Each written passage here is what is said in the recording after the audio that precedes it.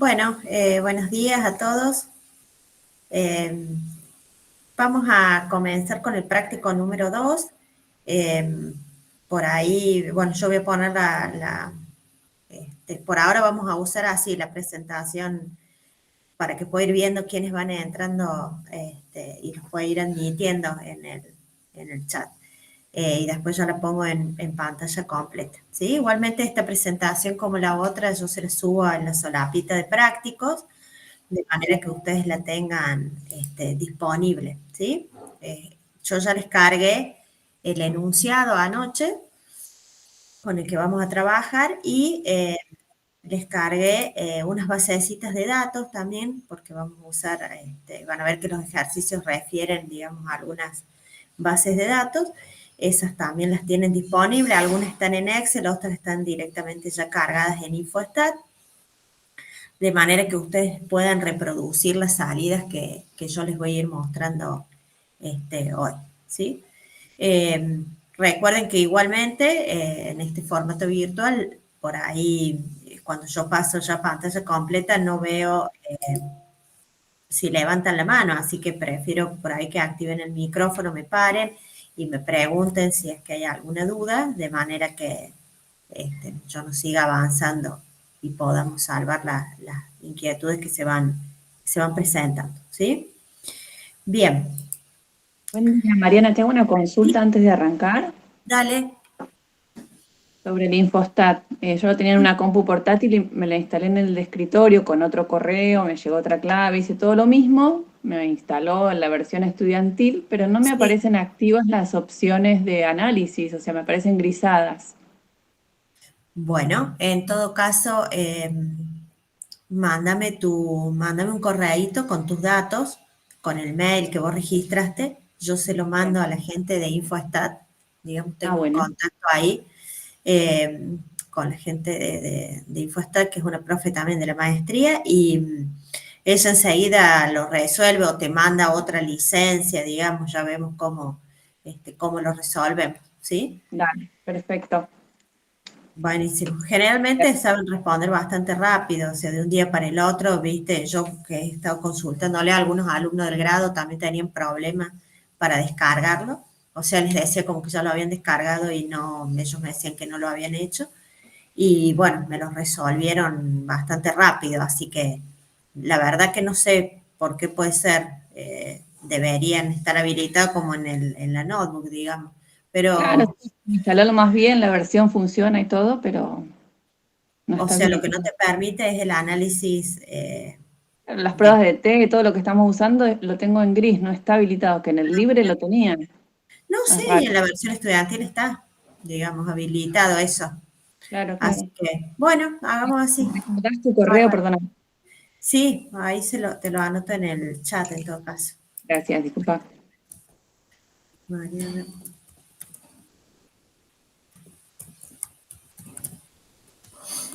Ahí está. Es mariana.gonzález@unc.edu.ar.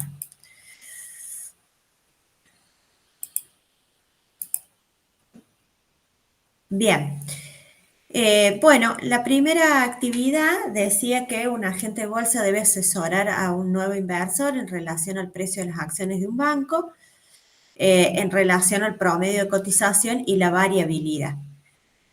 Para ello, dice, computó los valores diarios de cotización durante los primeros 24 días del mes anterior y la consigna A nos pide construir un intervalo del 90% de confianza para la media poblacional, comprobar el supuesto de normalidad gráficamente e interpretar. Bien, bueno, recordemos que existían dos tipos de estimaciones. Eh, Cuando yo estimo un parámetro poblacional a partir de su estimador muestral, o sea, por ejemplo, estimo la media poblacional a partir de la media muestral, lo que estoy haciendo es una estimación puntual, o sea, estoy calculando un solo valor que si la muestra ha sido bien tomada debería estar cerca del parámetro poblacional. La desventaja, digamos, de la estimación puntual es que yo no puedo conocer el grado de precisión con el que estoy realizando la estimación. Entonces, en general, se trabaja con estimaciones por intervalo, es decir, se construye un rango de valores posibles para ese parámetro que tiene asociado un determinado nivel de confianza y que ese nivel de confianza es una medida del grado de exactitud o de precisión que tiene el intervalo. Entonces, se pierde en el sentido de que ya no tengo un solo número como tenía en la estimación puntual, sino que tengo un intervalo de valores, pero se gana en el conocimiento del error que uno puede cometer al realizar la estimación, ¿sí? Por eso en general, ustedes habrán visto con Patricia, que se trabaja con estimaciones por intervalos que no obstante se construyen a partir de la estimación puntual del parámetro que, que uno realiza.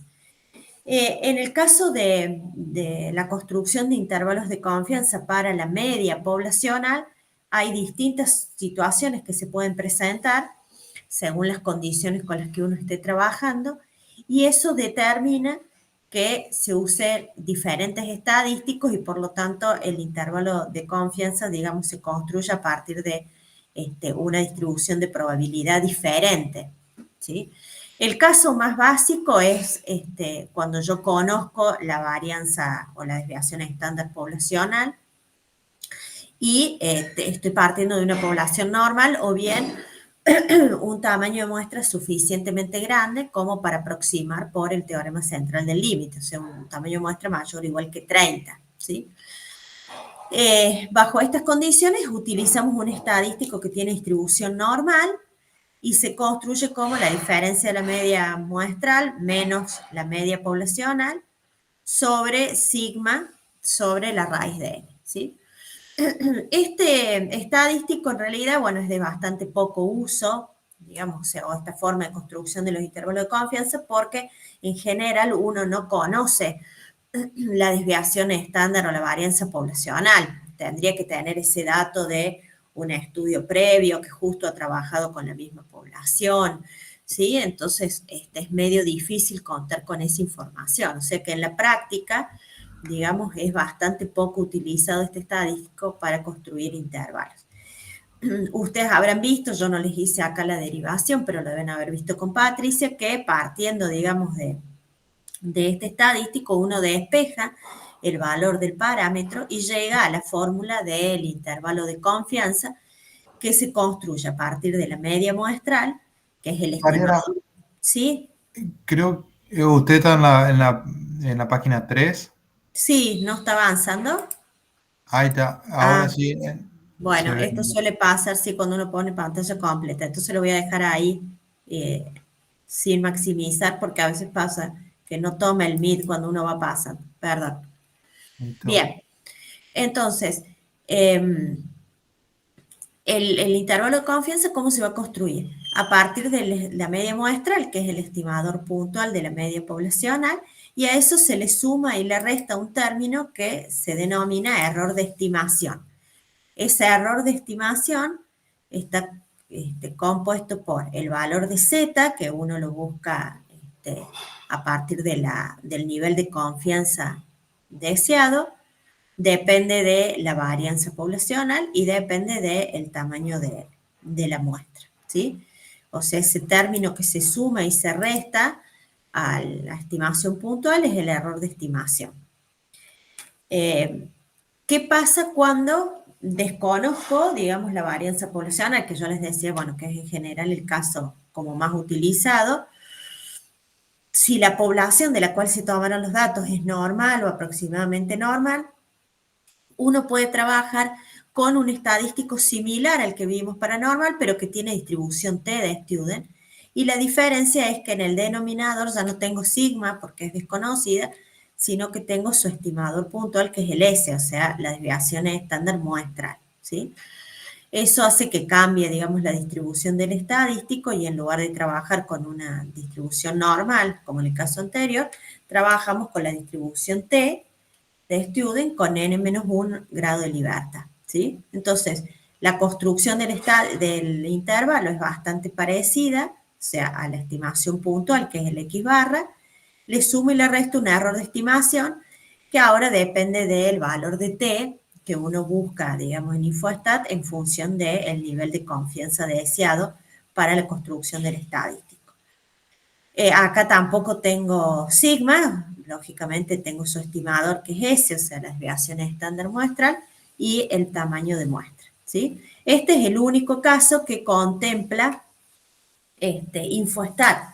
InfoStat no prevé la posibilidad de construir intervalos de confianza con el estadístico normal, con el Z que vimos antes, por esta posibilidad que yo les decía que es muy remota de que uno conozca en la práctica la varianza poblacional. O sea que en realidad el único caso que está previsto en InfoStat es con el estadístico T, ¿sí? Lógicamente que para usar el estadístico T se requiere normalidad de los datos, porque ustedes han visto que la T, la Chi cuadrado y la F son tres distribuciones que se derivan de la distribución normal, de manera que es necesario verificar que la población tenga distribución normal, ¿sí? Y eso vamos a ver que hay distintas alternativas para realizar esta verificación del supuesto de normalidad.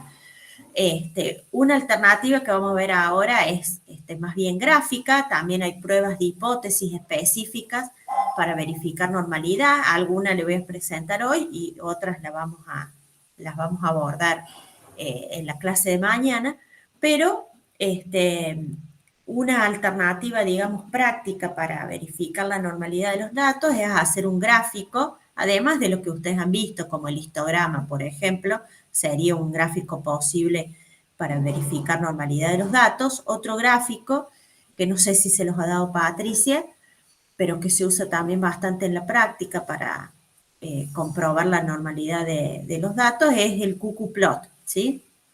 El QQ-plot es un gráfico, acá tienen algunos gráficos presentados. Es un gráfico que con una recta de 45 grados grafica los cuartiles de una normal perfecta, digamos. Y los puntitos son los valores correspondientes a mis datos. Entonces, en la medida en que los valores no se alejen demasiado, como en estos dos gráficos de la recta esta de 45 grados, uno puede decir que la distribución es aproximadamente normal, ¿sí? Cuanto más cerca estén mis datos de la recta de 45 grados, que son los cuartiles, como decíamos, de una normal perfecta, digamos, mejor va a ser el ajuste de mis datos a una distribución normal, ¿sí? Por eso fíjense en estos dos primeros gráficos que tenemos acá, el de arriba y el de abajo, tenemos distribuciones simétricas, si uno las graficara con el histograma, y el QQ-plot, uno puede observar que los datos están prácticamente por encima de esa recta de 45 grados. Cuando hay desviaciones, como en los gráficos de la derecha, la distribución es porque es asimétrica derecha o asimétrica izquierda, ¿sí? En general, cuando tienen esta forma con la del gráfico de arriba, fíjense que los datos se desvían hacia arriba, digamos, de la recta de 45 grados, es porque la distribución presenta una simetría, o sea, no podría considerarse normal, y esa distribución es asimétrica derecha, o sea, simetría es derecha o positiva. Y cuando los datos se desvían por debajo, digamos, de la recta de 45 grados, es porque existe una simetría negativa de los datos. Entonces, esta es una forma gráfica de verificar ese supuesto de normalidad, ¿sí? Entonces, volviendo al caso que teníamos, a la actividad 1, ¿sí? Vamos entonces a construir un intervalo del 90% de confianza para la media poblacional de la variable cotización o precio de las acciones, que era la variable de interés, y vamos a verificar primero ese supuesto de normalidad que nos pide el ejercicio, y aunque no lo pidiera, digamos, es un requisito, como decíamos, para poder utilizar el estadístico T en la construcción del intervalo. Tengan en cuenta que acá el enunciado no nos da ninguna información sobre el valor posible de la varianza poblacional, de manera que no podríamos usar el estadístico Z porque no tenemos ese dato. Entonces, desconocemos la varianza poblacional, corresponde usar este estadístico T, y para usar este estadístico T se requiere verificar la normalidad de los datos. Entonces, lo primero que hacemos es comprobar este supuesto a partir del QQplot, ¿sí? Fíjense que los puntitos azules, este está hecho con Infostat, los puntitos azules que corresponderían a mis datos reales no se alejan demasiado, digamos, de la recta de 45 grados que corresponde a la normal. Por lo tanto, podemos decir que los datos tienen una distribución aproximadamente normal, ¿sí? Esto es de la muestra nada más. Esto es de los 24 datos que nosotros tenemos de las acciones. Fíjate que el enunciado creo que decía, o no sé si lo decía, sí. ¿Ves que tenemos los valores diarios de 24 días?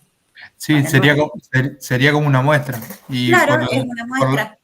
Por el supuesto ese que si la muestra es normal, o sea, si la población es normal, la muestra es normal, podemos hacerlo al revés, digamos. Claro, vos no siempre vas a tener el dato de toda la población, digamos, porque si tuviera el dato de la población completa, posiblemente no harías una estimación, ¿sí? Fíjate que nosotros el objetivo que queremos hacer es estimar la verdadera media de la cotización. Si tuviéramos toda la población, directamente calcularíamos la media. O sea que probar el supuesto de normalidad de toda la población es imposible porque uno debería contar con los datos de toda la población. Normalmente vas a tener los datos de la muestra, o sea que el gráfico, digamos, se hace con los datos de la muestra y uno infiere que la población puede comportarse también normal. ¿Se entiende? Perfecto, sí. Mi duda era esa, si con una muestra ya puedo inferir que es normal también. Y vas a tener que trabajar con la muestra, porque como te digo, si vos estás haciendo un intervalo de confianza es porque no tenés el dato de toda la población, si no lo procesarías, digamos, y calcularías la media poblacional directamente. ¿Se entiende? Sí, mi duda era con respecto al supuesto de normalidad. Bien. Gracias. Sí, con la muestra uno, digamos, hace una aproximación gráficamente, digamos, el comportamiento que podría tener la variable en la población, ¿sí? Bien, entonces, luego, para construir el intervalo de confianza, ustedes ingresan a estadísticas dentro de Infostat, inferencias basadas en una muestra, y ahí tienen la opción de intervalos de confianza, ¿sí?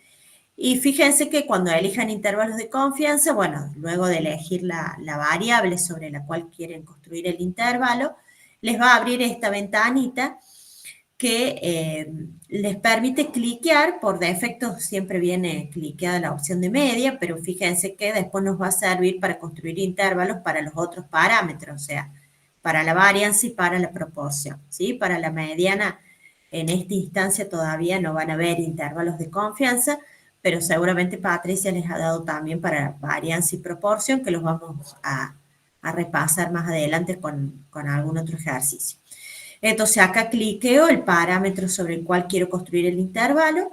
Acá tengo una ventanita a la derecha que me permite modificar el nivel de confianza en función del nivel deseado, o sea, con las flechitas aumento o disminuyo el nivel de confianza.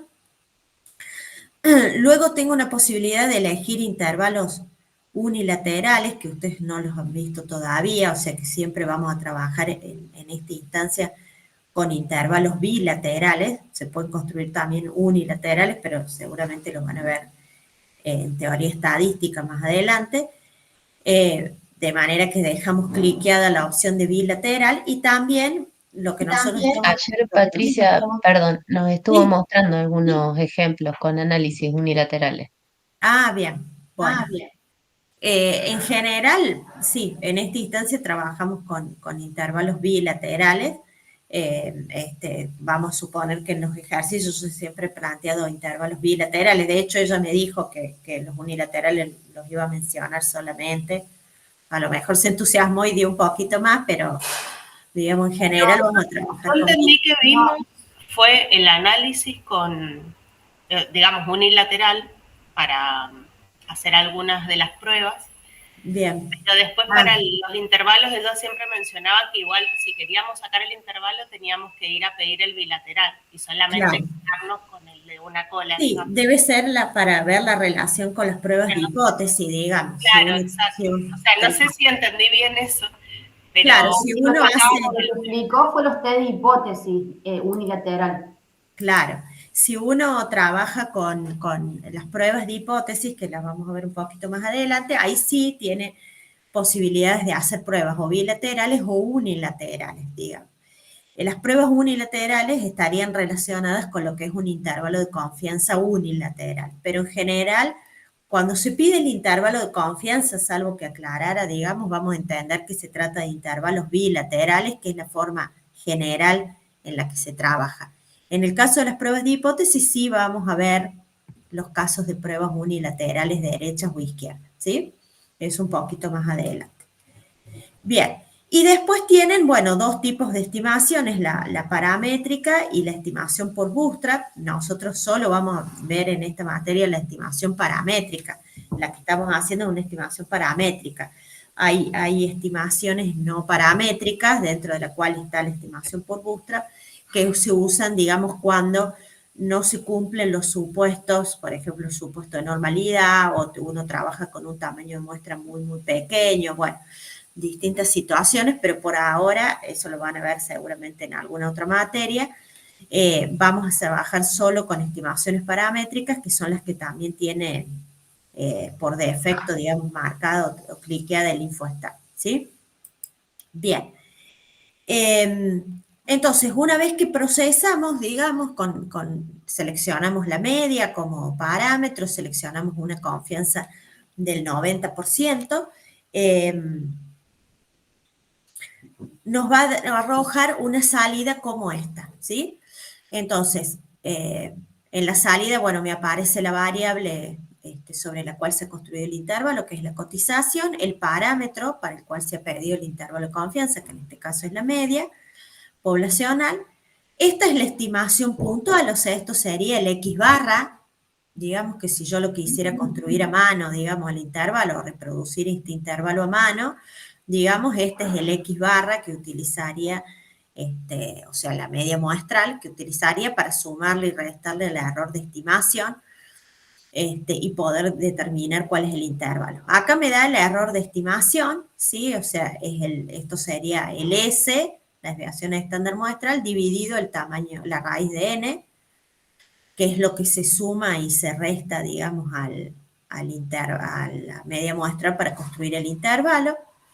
Me indica también, bueno, lógicamente el tamaño de muestra, y acá me da el intervalo ya construido. Fíjense que aclara, bueno, LI es límite inferior, LS límite superior, y entre paréntesis me aclara con qué nivel de confianza lo he construido, ¿sí? O sea que lo que uno debería interpretar es que con una confianza del 90%, este intervalo va a incluir a la verdadera media de la cotización, o sea, la media poblacional que desconocemos, ¿sí? Siempre cuando uno interpreta el intervalo de confianza, menciona con qué nivel de confianza lo ha construido, ¿sí? Porque, lógicamente, que si yo cambio el nivel de confianza, ¿qué me cambiaría? ¿Qué término, digamos, del intervalo de confianza me cambiaría? Si yo en lugar del 90 trabajara con el 99%, digamos, de confianza. ¿Qué término del intervalo me cambia? El Z. Muy bien, el Z o el T, digamos, en este caso, acá tenemos la formulita, la media muestral no depende, digamos, del nivel de confianza, es un estimador puntual, o sea que esto no cambiaría, la desviación estándar tampoco, el tamaño de muestra tampoco, pero el nivel de confianza influye en el valor de T, digamos. Entonces, si yo amplío el nivel de confianza, digamos, este T va a ser más grande y ya vamos a ver que cambian los límites. Por eso cuando uno hace la interpretación siempre debe referir el nivel de confianza que utiliza. ¿Sí? Bien, ¿vamos hasta acá? Bien. Mariana, perdón, ¿Sí? una cosa. Ahí el E no sería el error estándar en vez de la estimación. Perdón, sí, el error estándar, o sea, es S sobre raíz de N, sin multiplicar por el T, tenés razón, sí. Gracias. ¿Se entiende esta aclaración? Este es el error estándar, o sea, S sobre raíz de N, ¿sí? Que después cuando lo multiplico por T, se suma y se resta a la estimación puntual para obtener el intervalo. Bien. El punto B, acá un poco ya pasamos a construir ese intervalo de confianza que yo les decía recién que cambiaría si cambio el nivel de confianza, ¿sí? Acá me aumenta el nivel de confianza al 99%, ¿sí? Con los mismos datos que veníamos trabajando, pero cambia el nivel de confianza. Entonces, fíjense que el intervalo construido ahora, la interpretación de la salida es la misma, pero en el intervalo construido, fíjense, el límite inferior es más pequeño que el anterior. El anterior iba de 130 a 136 aproximadamente, y cuando yo aumente el nivel de confianza, el intervalo va ahora de 128,64 a 137. Si yo calculo la amplitud de este intervalo, la amplitud es la diferencia entre el límite superior y el límite inferior, digamos, del intervalo, eso se le llama amplitud.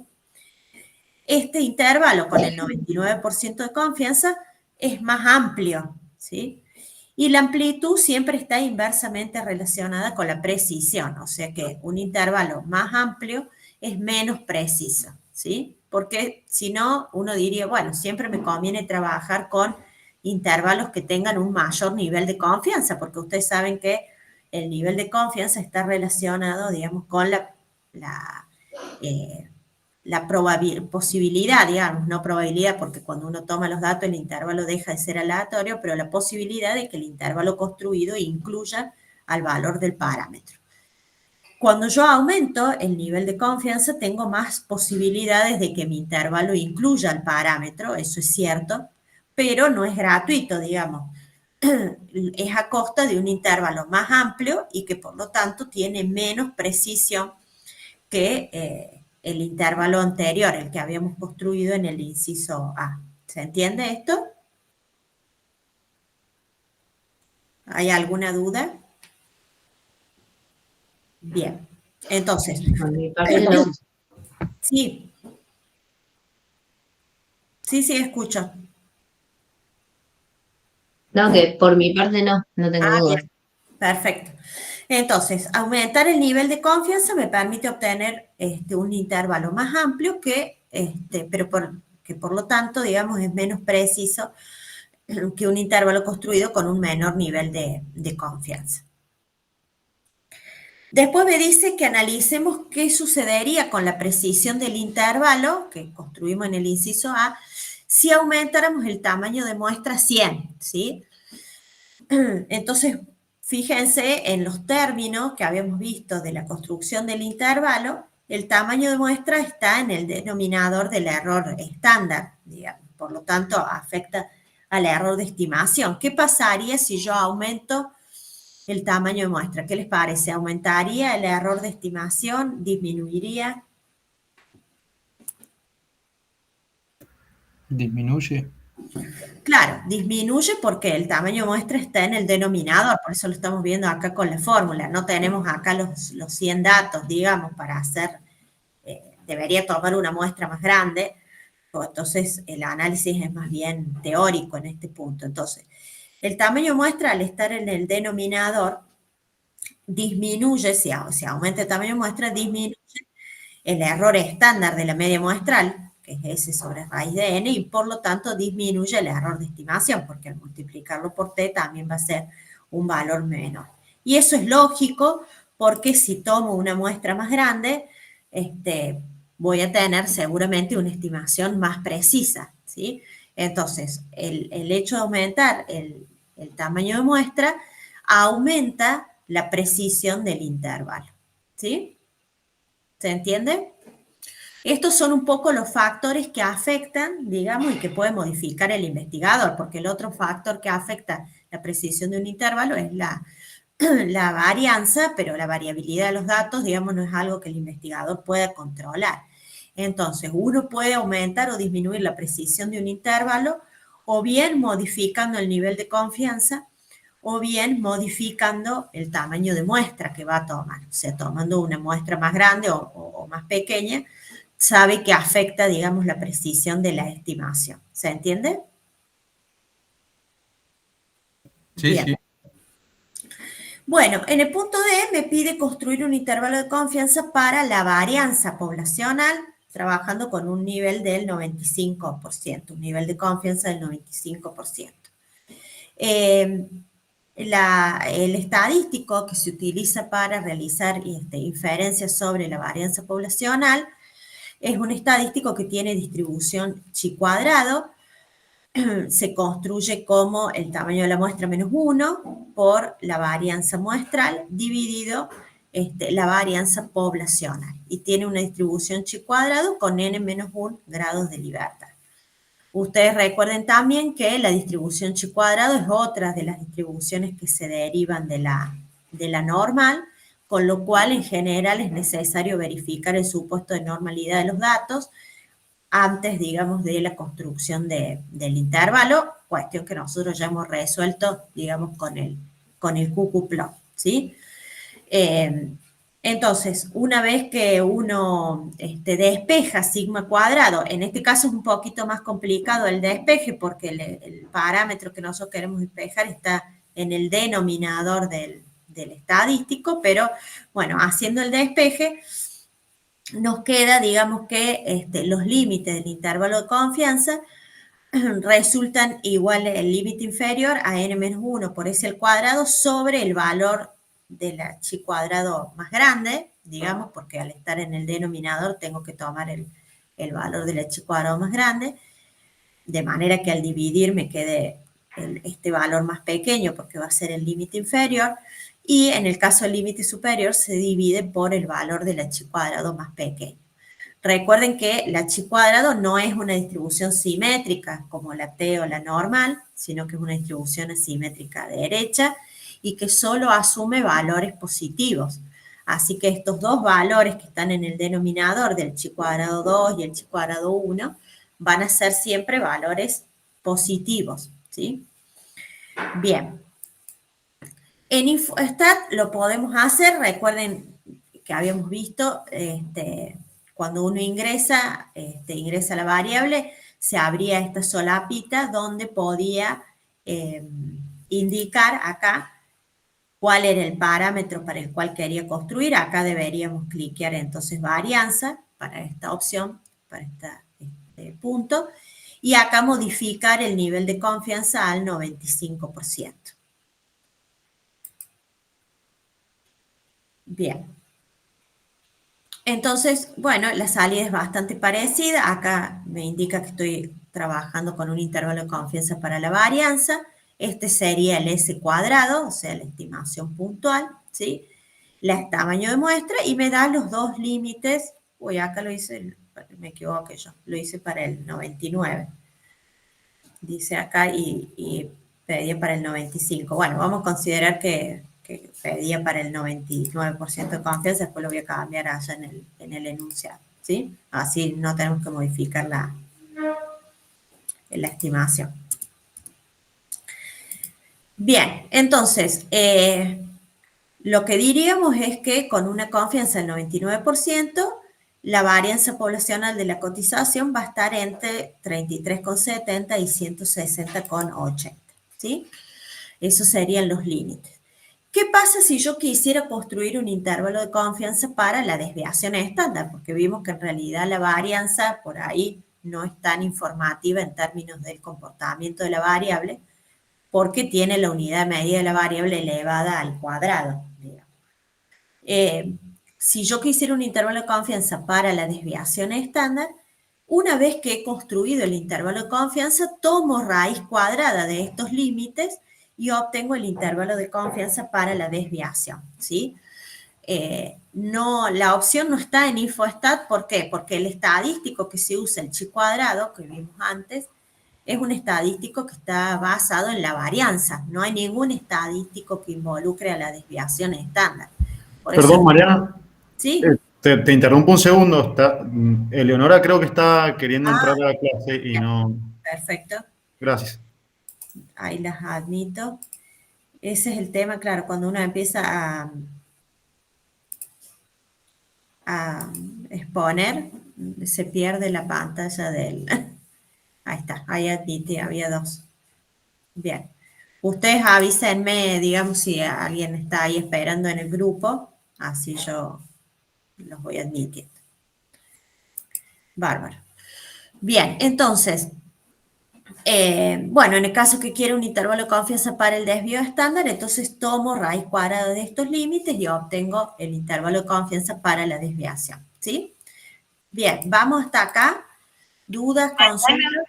Sí. Y lo mismo se hace con el error estándar y con la estimación puntual, digamos. También Claro. podríamos sacarle raíz cuadrada.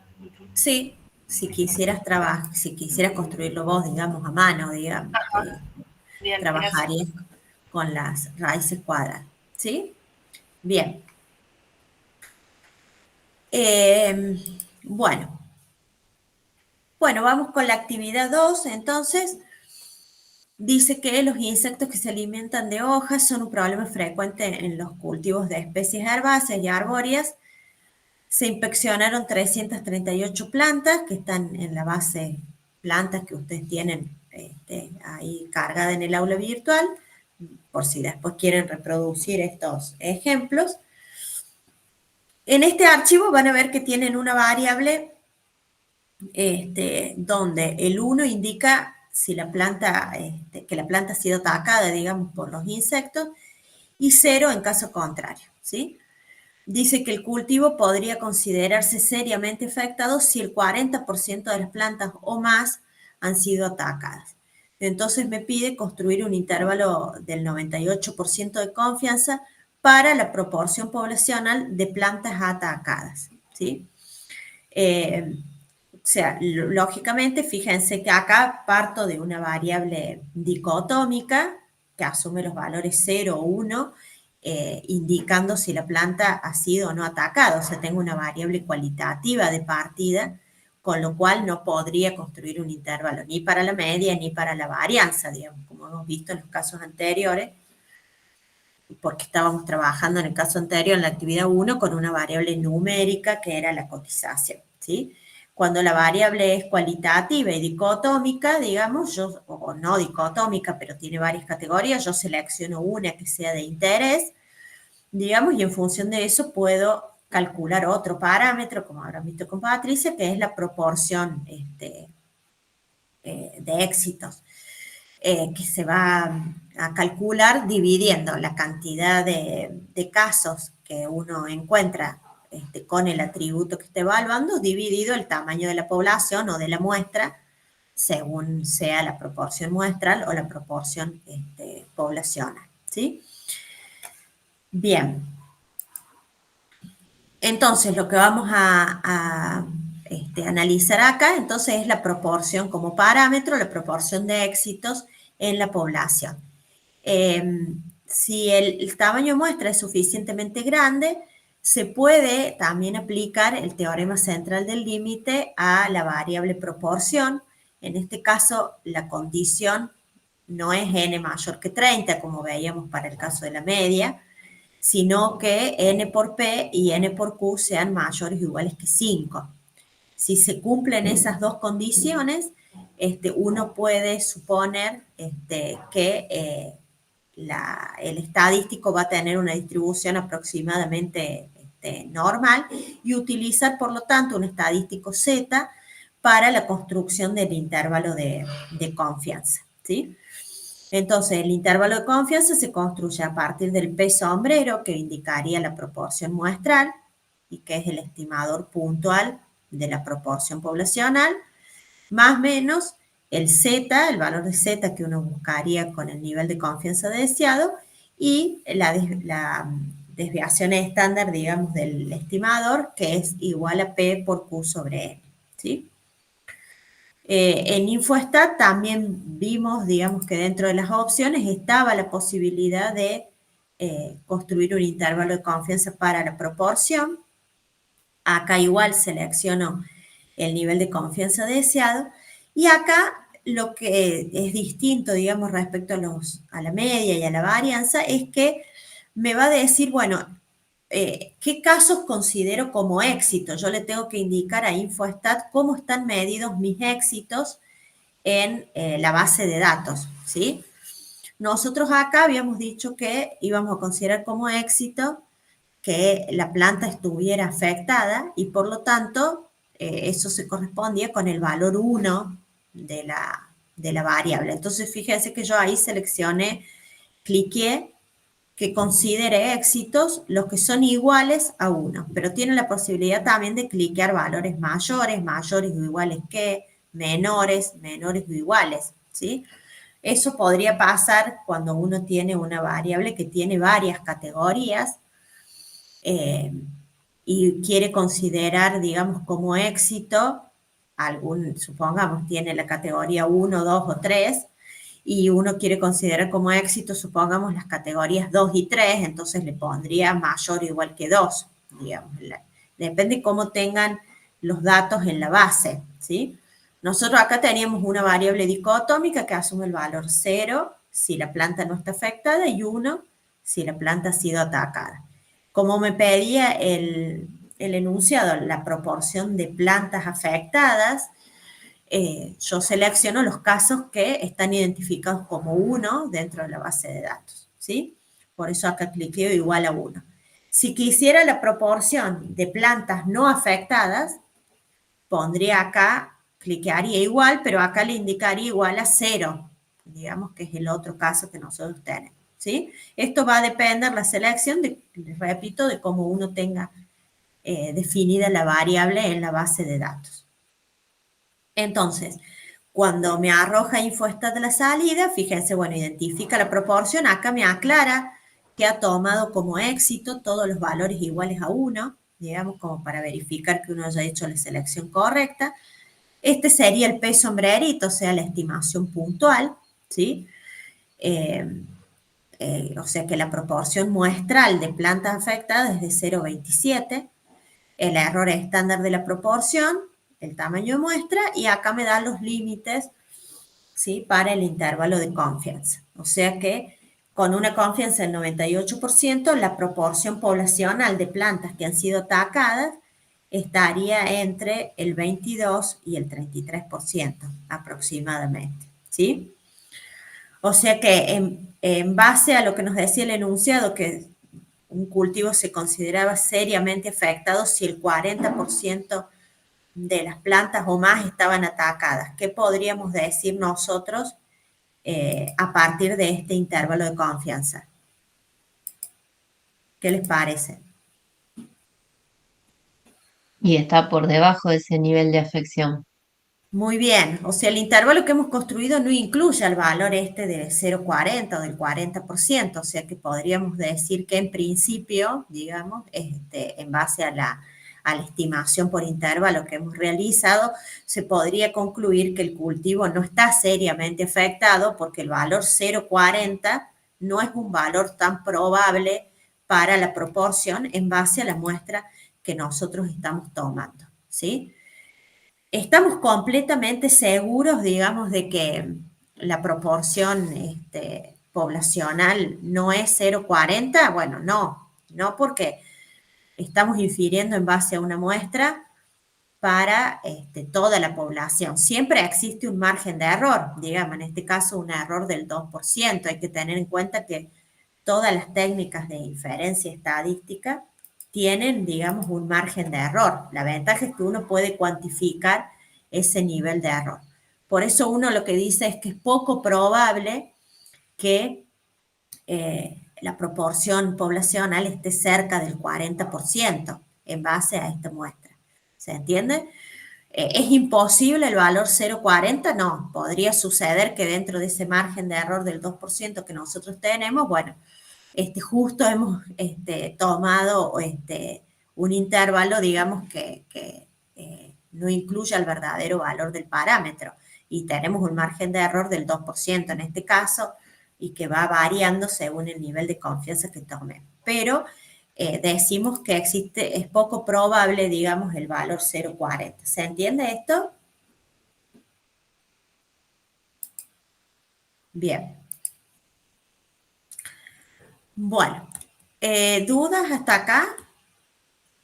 Acá volvemos a la actividad 3, esta no iría.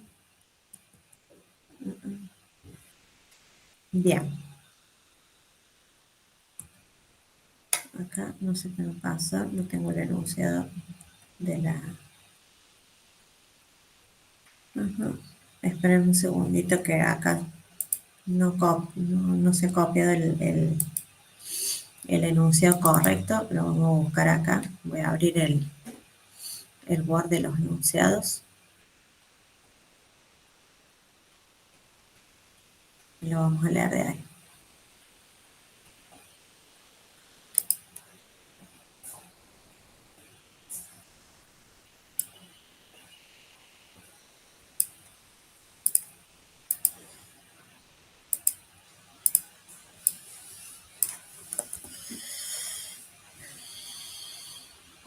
Bien. Bueno, la actividad 3 me decía que una empresa desea determinar el tiempo promedio en minutos que los clientes se conectan a un sitio web y se sabe que la desviación estándar del tiempo en otros sitios similares es de 5,5 minutos y el primer inciso, lo voy a copiar, lo que me pedía era determinar cuántos clientes debería tomar en la muestra con reemplazo si estaba dispuesto a correr un riesgo del 5% y el error máximo de estimación que estaba dispuesto a tolerar era de 2 minutos, ¿sí? O sea, fíjense que acá lo que me pide es determinar, en base a cierta información, cuál es el tamaño de muestra que tengo que tomar, ¿sí? Este es un tema muy recurrente, digamos, cuando uno realiza una investigación o va a abordar, digamos, un análisis estadístico, muchas veces lo primero que tiene que plantearse es qué tamaño de muestra tengo que tomar para un determinado margen de error, que es lo que yo considero aceptable, y para trabajar con un determinado nivel de riesgo o de confianza, digamos, que sería el complemento. Entonces, el cálculo del tamaño de muestra va a depender un poco de la estimación que yo quiera realizar. Digamos, varía un poco si yo quiero realizar estimaciones sobre la media, digamos, o bien si quiero realizar estimaciones sobre la proporción, ¿sí? En el caso que quiera realizar estimaciones sobre los dos, en general, digamos, debería hacer el cálculo a veces en un estudio uno quiere abordar distintos parámetros, digamos, realizar estimaciones sobre distintos parámetros. En ese caso deberá seleccionar cuál es el más relevante y en función de eso hacer el cálculo del tamaño de muestra, o bien hacer los dos cálculos del tamaño de muestra para la media, para la proporción y lógicamente tomar el mayor de esos dos, digamos, para no correr riesgos en las estimaciones del parámetro que le interesa. Acá en este ejemplo, digamos, lo que me dice es que el parámetro sobre el cual quiere realizar estimaciones, digamos, esta empresa es el tiempo promedio, o sea que vamos a trabajar con la fórmula para realizar estimaciones del tamaño muestra en base a la media muestral, ¿sí?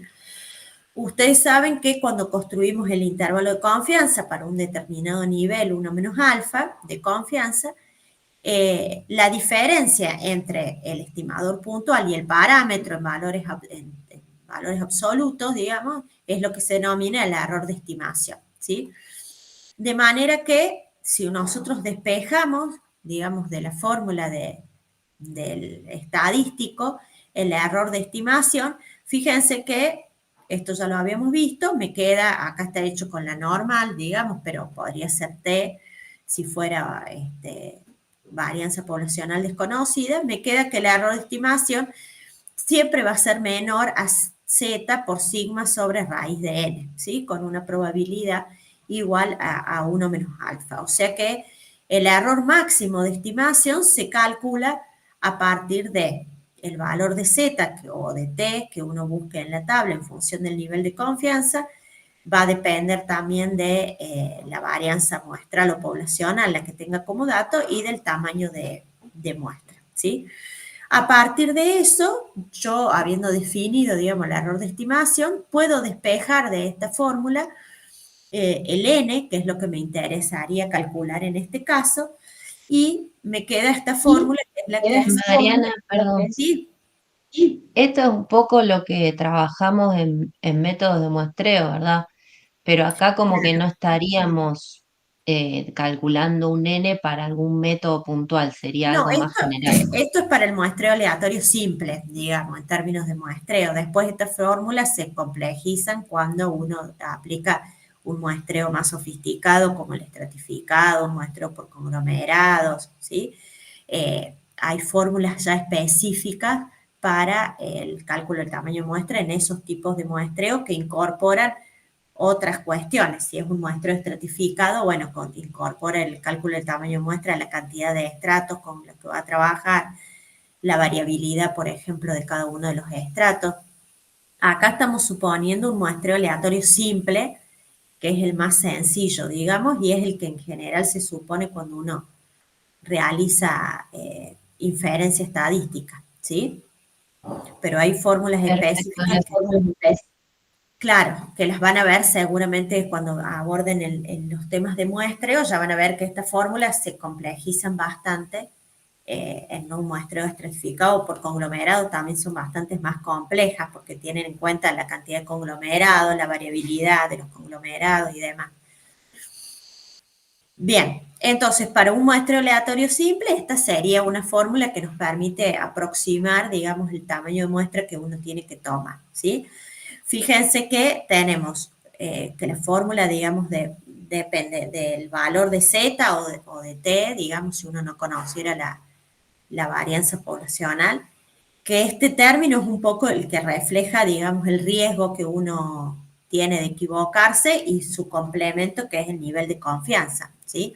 Porque para determinar ese Z, uno lo busca en InfoStat en función del nivel de confianza, digamos, que quiere o que ha establecido para las estimaciones, ¿sí? Después depende de la dispersión de los datos, que bueno, esto ya dijimos, no es una característica que uno pueda manejar, no lo maneja el investigador, sino que en general, digamos, es un dato, depende de la variabilidad que tenga la variable, y depende también del error, que esto sí lo fija, digamos, el investigador, ¿sí? De hecho, fíjense que si yo quiero bajar, digamos, el nivel de error, ¿qué va a pasar con el tamaño de muestra? El error está en el denominador. O sea, si yo... Aumenta. Claro. Si yo bajo, tomo un nivel de error más pequeño, cuanto más pequeño, digamos, sea el nivel de error que yo tome acá en el denominador, más grande va a ser el n, digamos, que tenga que tomar. Y esto también lo hemos estado viendo en relación con los intervalos de confianza. Si yo quiero una estimación más precisa, o sea, que tenga menos nivel de error, voy a necesitar, digamos, una muestra más grande. Lo mismo pasa si yo aumento el nivel de confianza. Si aumento el nivel de confianza, me va a aumentar el Z y eso va a implicar también que, un aumento del N, porque el Z en este caso está en el numerador, ¿sí? Entonces, esos son los dos factores con los que puede jugar el investigador, dependiendo, en general, digamos, el tema del tamaño de muestra también es un tema en el que influye tiempo y costos, digamos, porque depende del tipo de muestra que uno vaya a tomar, pero pensando, por ejemplo, en una encuesta por timbreo, digamos, donde uno tiene que contratar encuestadores que van tocando casa por casa. Bueno, cuanto más grande sea el tamaño de muestra, seguramente mayor va a ser el tiempo en relevar la encuesta y mayor va a ser el costo, digamos, de relevamiento de la encuesta. Entonces, a veces uno tiene que jugar, digamos, con el nivel de error, aceptar a lo mejor un nivel de error un poquito más alto para bajar un poco el tamaño de muestra y en función de eso bajar el tiempo o el costo de relevamiento, ¿sí? Bien, entonces, lo primero que me preguntaba es cuántos clientes deberíamos tomar, suponiendo que se hace un muestreo con reemplazo, con reposición. si estamos dispuestos a correr un riesgo del 5%, o sea, si vamos a trabajar con una confianza del 95%, que sería el complemento, y estamos dispuestos a aceptar un error máximo de 2 minutos, ¿sí? Acá lo hemos expresado el error en términos absolutos, en algunos casos también se puede expresar el error en términos relativos, digamos, pero lo más común es que se trabaje con un error en términos absolutos. Entonces, reemplazamos acá en la fórmula. Acá tengo el z al cuadrado, el z, estoy trabajando, fíjense, con una varianza, en este caso conocida, porque el enunciado me decía que se tenía información de que la desviación estándar en otros sitios similares era de 5,5 y eso lo estoy tomando como un valor probable, digamos, de la varianza de la desviación estándar poblacional, ¿sí? Entonces trabajo con el estadístico Z para una confianza del 95% es 1,96, entonces me queda 1,96 al cuadrado, la desviación estándar poblacional 5,5 al cuadrado, dividido el error al cuadrado, que el error máximo que estábamos dispuestos a admitir era de 2, y eso me da un tamaño de muestra mínimo de 30, ¿sí? En general, fíjense que cuando se trabaja con cálculos del tamaño de muestra no se pone n igual a tanto, sino n mayor o igual, porque es el tamaño mínimo de muestra que uno podría tomar para ese riesgo y ese nivel de error, ¿sí? Ya sabemos que cuanto más grande sea la muestra, más bajo va a ser el nivel de error y más precisa va a ser la estimación, ¿sí? Por eso no se pone n igual a tanto, sino n mayor o igual, ¿sí? Para indicar que es un tamaño mínimo de muestra para que el error sea como máximo de 2, ¿sí? Fíjense que cuando despejamos antes la fórmula de error, dijimos este es el error máximo. Entonces, el tamaño de muestra es mínimo.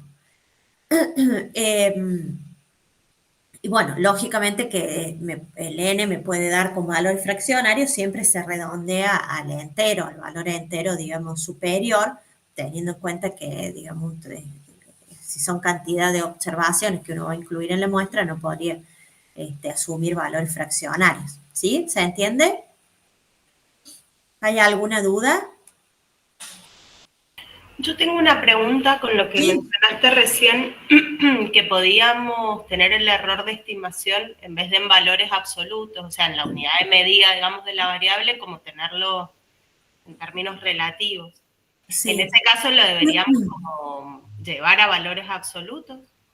Claro, porque si está, te dice que, por ejemplo, si quiere que el error sea, no sé, un 2% de la varianza, por ejemplo, bueno, harías una estimación del 2% de la varianza y incluirías ese valor como un valor absoluto, ¿sí?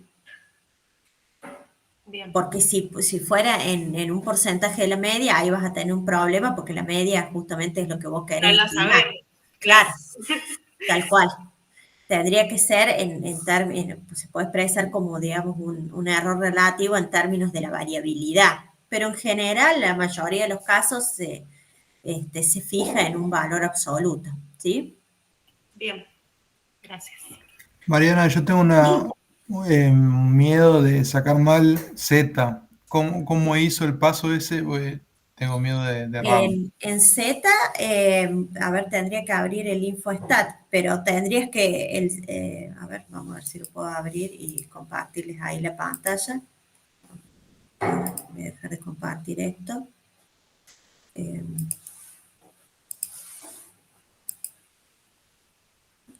Voy a abrir InfoStat.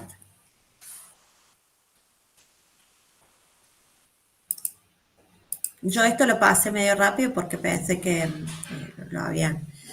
ya estaba claro, pero lo vemos en InfoStat. A ver, lo voy a compartir acá.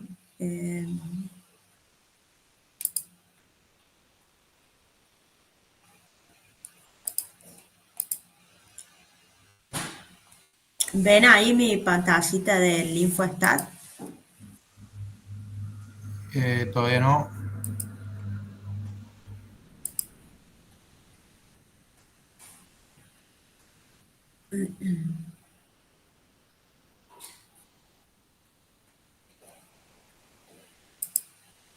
Ahí, no. No sé por qué. No, no. A ver, vamos a intentar de nuevo.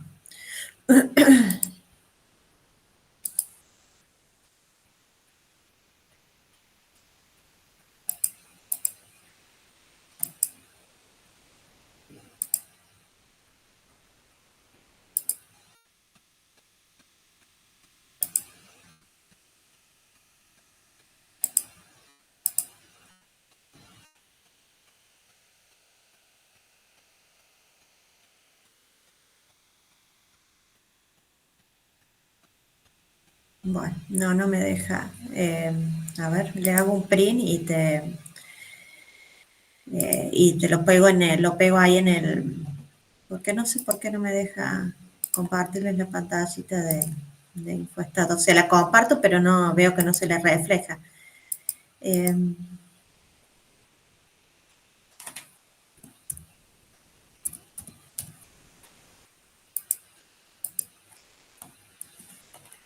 Se los voy a poner acá.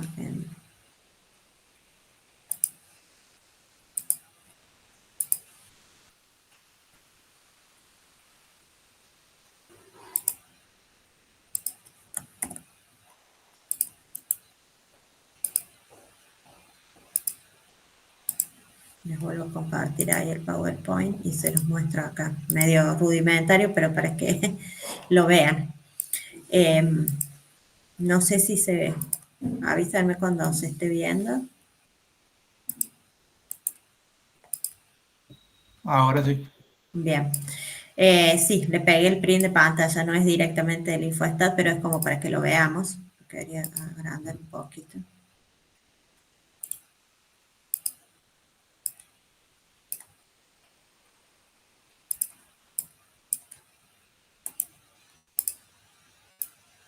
Bien.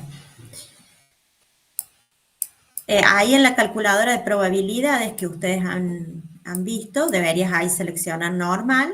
Vamos a trabajar con la normal estándar. Y acá vos le tenés que poner la probabilidad acumulada o bien acá en esta la probabilidad que queda, digamos. Como vos tenés que pensar que tenés en el medio 0,95. El área debajo de la curva de la normal es 1. Entonces, en el medio te va a quedar 0,95 y en cada una de las colas te va a quedar de la distribución el resto dividido en partes iguales porque la distribución es simétrica, o sea, tenés 0,95 en el centro y tenés 0,025 en cada una de las colas de la distribución, ¿sí? Entonces, o bien le ingresas acá este valor que sería 0,025, que es lo que deja en la cola derecha, digamos, o bien le ingresas lo que tenés desde el valor hacia la izquierda, que sería 0,95 más el área izquierda, que es 0,025, la suma de esas dos te da 0,975. Entonces, ingresando cualquiera de estos dos valores y poniendo calcular, te va a dar el valor de Z que acumula esa probabilidad. ¿Se entiende? Perfecto, no tengo manera de errarle. Claro, depende del, bueno, obviamente que si cambias el nivel de confianza, supongamos si en lugar de 0,95 sea 0,99, 0,90, supongamos, 0,90 tenés vos en el centro. Te va a quedar 0,10 de probabilidad para repartir en las dos colas, o sea que vas a tener 0,05 en cada cola. Acá deberías ingresar en la de abajo, en vez de 0,025, 0,05. Y ahí podrías calcular y te daría el valor de Z para ese otro nivel de confianza. ¿Se entiende? Sí, muy claro, gracias. Perfecto. Bien. Bueno, después el punto B nos decía qué pasaba si nosotros queremos reducir el error máximo a 1 minuto. Esto ya lo habíamos visto. Analizándolo, digamos, en base a la fórmula, dijimos, bueno, si reducimos el nivel de error, seguramente tenemos que tomar una muestra más grande, ¿sí? Entonces, respecto al punto A, lo único que cambia es el denominador, que es el nivel de error, y fíjense que bajar a la mitad, digamos, el nivel de error implica tomar una muestra bastante más grande que la que teníamos originalmente. En general, la fórmula es muy sensible al nivel de error, digamos. Uno baja muy poquito el nivel de error y aumenta bastante el tamaño de muestra que tiene que tomar para cumplir con ese nuevo nivel de error. O sea que ahora como mínimo tendríamos que tomar una muestra de 117 casos, digamos, para asegurar que el error máximo sea de 1 minuto. ¿Sí? Bien, después me decía que qué pasaba si con la muestra que habíamos estado trabajando en el inciso A, ahora aceptaba un riesgo del 1%, ¿sí? Nosotros veníamos en el punto A, habíamos trabajado con un riesgo del 5%, ¿sí? O sea, un nivel de confianza del 95%. Ahora me dice que quiere bajar el riesgo al 1%, y que eso implicaría trabajar con un nivel de confianza del 99%. Ese nivel de riesgo me va a influir dentro de los términos de la fórmula con el valor de Z, ¿sí? Entonces el Z, que corresponde a un nivel de confianza del 99%, es 258, que lo calcularíamos como hemos visto recién, a partir de la calculadora de probabilidades de Infostat. Bueno, tomo la misma varianza, fíjense que tomo el mismo nivel de error que en el inciso A para poder comparar con ese inciso, y lógicamente como quiero un menor nivel de error, o sea, mayor nivel de confianza, la muestra es más grande que la que calculamos en el inciso A, ¿sí? En el inciso A, con un riesgo del 5%, habíamos calculado una muestra de como mínimo 30 casos. Si yo quiero bajar el riesgo del 5 al 1%, tengo que tomar una muestra de como mínimo 51 casos, ¿sí? O sea, un mayor nivel de confianza implica, digamos, una muestra más grande, ¿sí?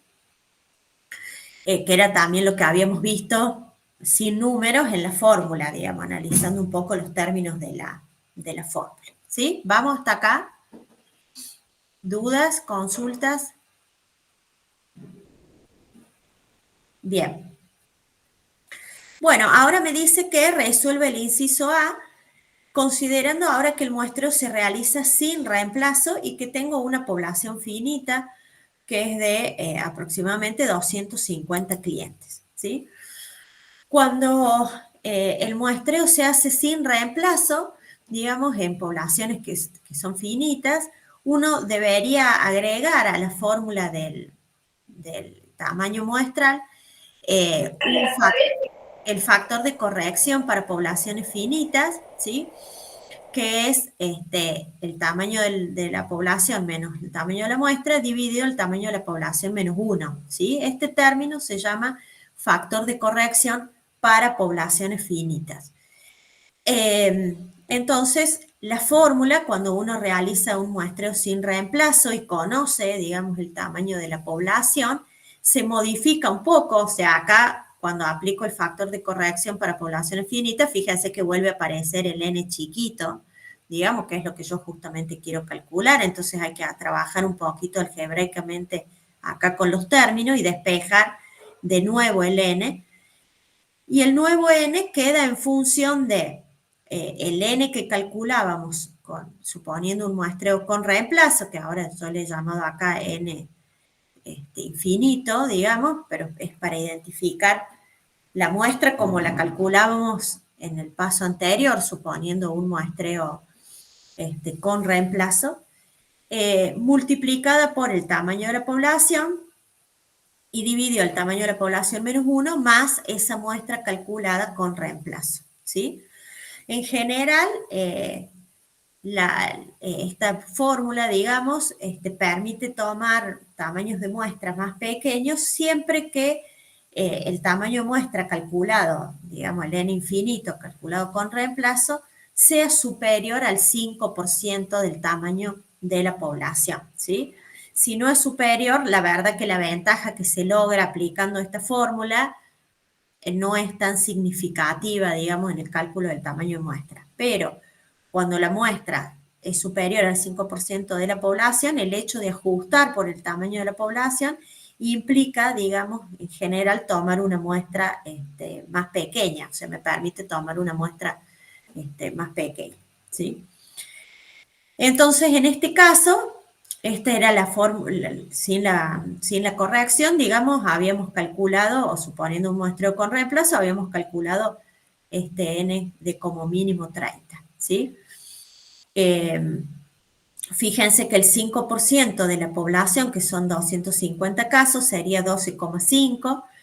Entonces, como la muestra que hemos calculado con reemplazo supera al 5% de la población, aplicamos, digamos, la fórmula corregida. O sea, en este caso, podemos reducir un poco el tamaño de la muestra aplicando la fórmula corregida. Entonces, a la muestra calculada con reemplazo, la multiplico por el tamaño de la población, que era 250, y en el denominador tengo 250 menos 1 más la muestra calculada con reemplazo, ¿sí? Fíjense que me da una muestra un poquito más pequeña, digamos, que la que originalmente habíamos planteado, ¿sí? Todo, bueno, depende también de que uno conozca o tenga alguna estimación del tamaño de la población, ¿sí? Y que esta reducción a veces parece 4 casos en términos de costo, uno dice, bueno, no hace mucha diferencia, pero hay encuestas que son muy largas, por ejemplo, encuestas a veces que llevan 1 hora, 2 horas, digamos, donde el costo es alto y a lo mejor, bueno, 4 o 5 casos menos hacen alguna diferencia. Todo dependerá del tipo de muestreo que estemos aplicando, como les decía antes, del tipo de relevamiento que se esté haciendo. Pero en general, si uno conoce el tamaño de la población y el tamaño de la muestra supera al 5% del tamaño de la población, esta fórmula corregida permite, digamos, ajustar un poco el tamaño de muestra y tomar una muestra un poco más pequeña, ¿sí? Bien. ¿Dudas hasta acá?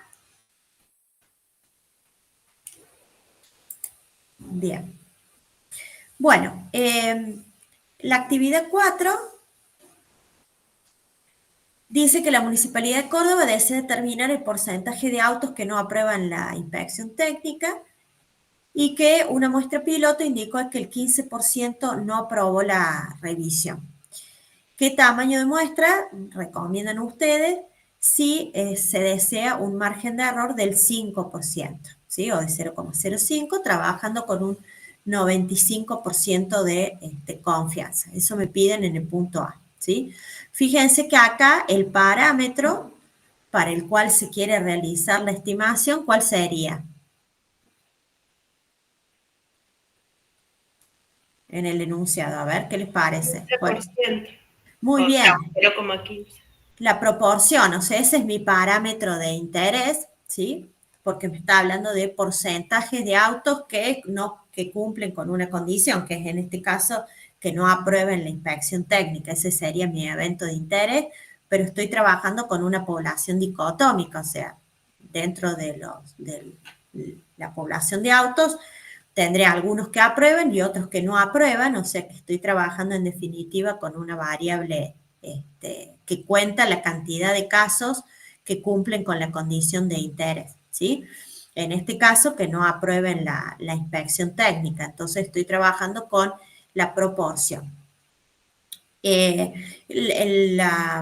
Trabajando, digamos, de manera similar a partir del estadístico Z que se construye con la proporción muestral y la poblacional, uno puede, como hicimos en el caso de la media, despejar el error de estimación y en base a eso determinar la fórmula para el cálculo del tamaño de muestra en el caso de proporciones, que fíjense que depende también del nivel de confianza a partir del Z, depende también de P y Q muestrales y depende del error del error que uno permita, digamos del error máximo permitido en el denominador, ¿sí? Esta es la fórmula que vamos a aplicar porque nosotros en este caso queremos hacer estimaciones sobre la proporción. Entonces, tenemos para una confianza del 95%, ya vimos que el Z era de 1,96, que me queda elevado al cuadrado. Acá tengo una estimación del P sombrerito, que es la que tengo en base a la muestra piloto. Entonces, utilizo esa información.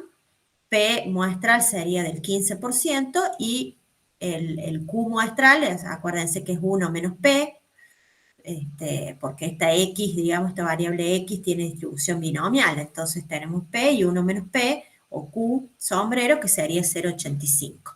Y abajo el nivel de error, que en este caso era del 5%, ¿sí? O sea, 0,05 al cuadrado. Y esto me da un tamaño mínimo de muestra de 196 casos, ¿sí? El enunciado también me decía que calculara el tamaño de muestra, pero suponiendo ahora que no sabemos de este 15%, o sea, no tenemos la información de la muestra piloto, ¿sí? Esto pasa muchas veces, a veces uno quiere estimar, digamos, una característica sobre la que no se tiene información previa o no quiere tomar una muestra piloto.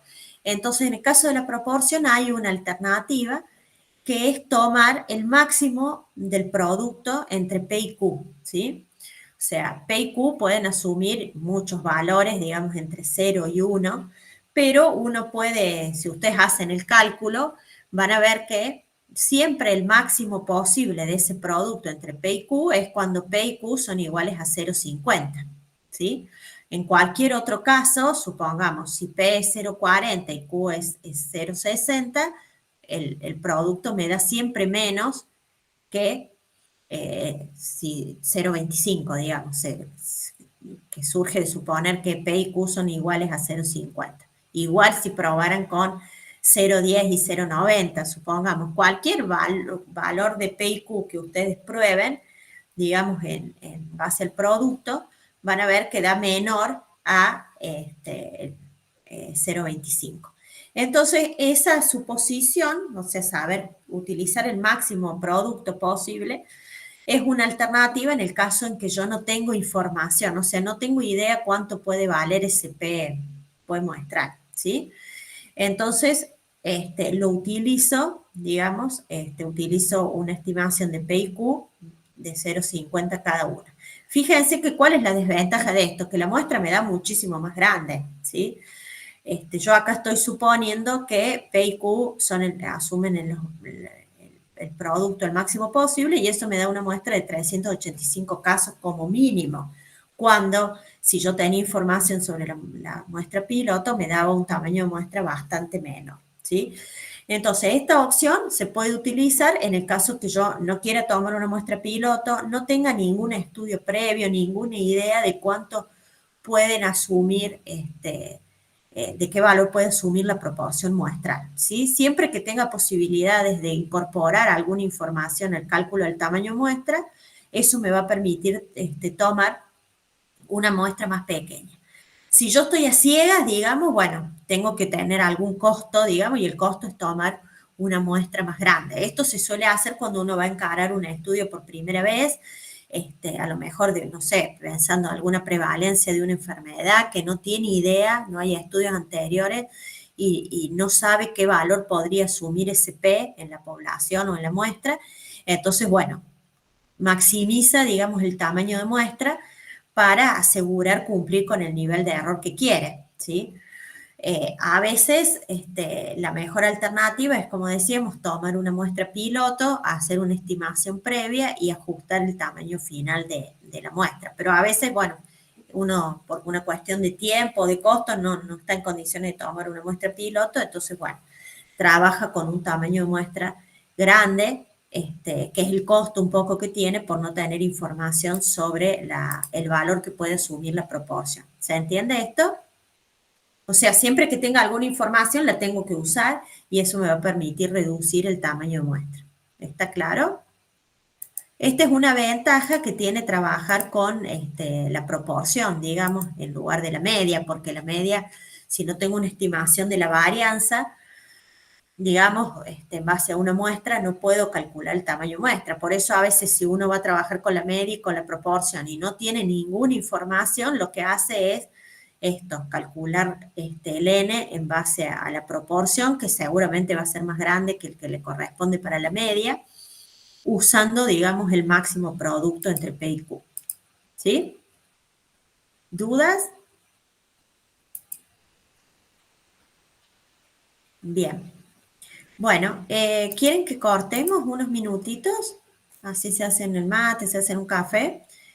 ¿Les parece o quieren que sigamos? Mario me pone el dedito arriba. Bueno, Cortemos un ratito. sí, Recreadito. para que no sea tan largo. Bueno, si les parece, a las 10:05 cortamos 10 minutitos, son 10 menos 5, a las 10:05 volvemos y continuamos. Perfecto.